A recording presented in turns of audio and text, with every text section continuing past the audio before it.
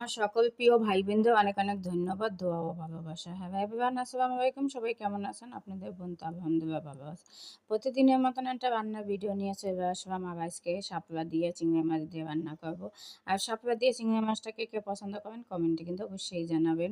আর আমি আজকে শাপলা দিয়ে রান্না করতেছি। আর ইলিশ মাছ দিয়েও আমার অনেক পছন্দ। আর শাপলাটা তো কম বেশি সবাই পছন্দ করেন। আর চিংড়ি মাছটা আগে একটু ভাইজে নিচ্ছি, তারপর পেঁয়াজ দিছি আর রসুন বাটা একটু কম দিব।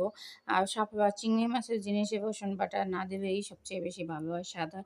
যদি পেঁয়াজ বাটা দিয়ে রান্না করতে পারেন আরও বেশি স্বাদ। এখানে আমি মরিচের গুঁড়ো, হলুদের গুঁড়ো আধা চামচ করে দিয়ে দিছি। আর শাপলা কম দেখে মশলাটাও কম দিছি। সাথে জিরার গুঁড়া দিয়ে দিছি। এখন ভালো মতন কষাই নেব। তারপর শাপলাটা আমি সিদ্ধ করে নিছি পানি ভালাইয়া। আর শাপলা সিদ্ধ করে নিতে হইবে, কত পানির মধ্যে ময়লা পানি ছানির মধ্যে শাপলাটা হয়।